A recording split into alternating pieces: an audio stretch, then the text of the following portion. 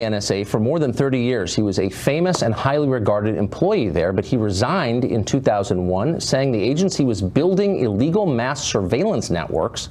He says that President Trump almost certainly has been spied on by the government, was being spied on, and probably for a long time.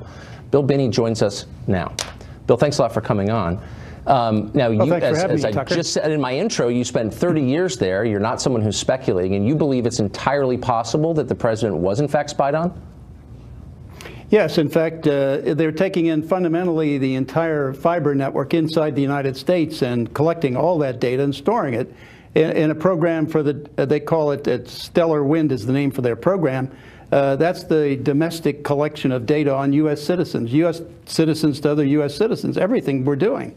Phone calls, emails, and financial transactions, credit cards, things like that. Yeah, all of it.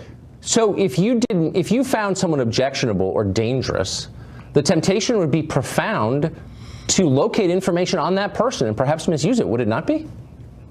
Yes, and for example, inside NSA, they had a program called LoveInt. That's where the analysts in NSA looked into that data to find out if their lovers were cheating on them.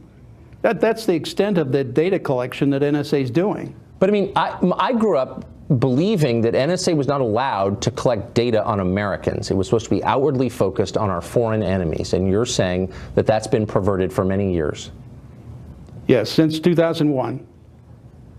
So what do you make of considering what you just said is that the NSA has all the information? So presumably they could prove or disprove the claims about Russian tampering in this election. They could prove or disprove Trump's tweet about being spied upon. Why wouldn't they? Well, that would get into the extent of which they've penetrated the network inside the United States. There's another program going on here that not too many people are talking about. They're not even addressing. I think you were trying to get at it with your previous guest. Inside NSA, there's a set of people who are, and we got this from another NSA whistleblower who witnessed some of this. They're inside there, they're targeting and looking at all the members of the Supreme Court, the Joint Chiefs of Staff, Congress, both House and Senate, as well as the White House. And all of this data is there inside NSA in a small group where they're looking at it.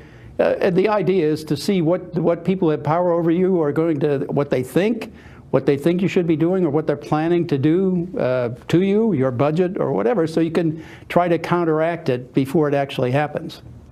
I mean, that's just East German. And by the way, that's got to be illegal. Yeah. I do not believe that is legal. The oversight committees... No, it isn't. No, right, it's a are violation supposed to be preventing that stuff. And I remember having a conversation with the former Republican chairman of the Oversight Committee, Mike Rogers, and saying this is a big deal and getting an answer, in effect, well, you know, terrorism. That doesn't sound like this has anything to do with terrorism. No, this bulk acquisition, by the way, is inhibiting their ability to detect terrorist threats in advance, so they can't stop them. So people get killed as a result, which means, you know, they pick up the pieces and clean up the blood after the attack. That's what's been going on. I mean, they've consistently failed.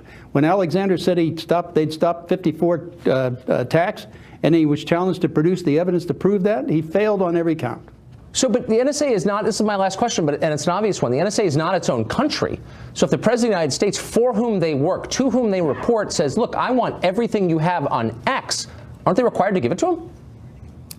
Yes, but again, he'll never know if they do, because they don't necessarily have to do that internally. You see, you had Nunes and others saying that they never really got to see the raw data. So it's a question of whether or not they pull out the raw data and give him that data or any reports generated off that.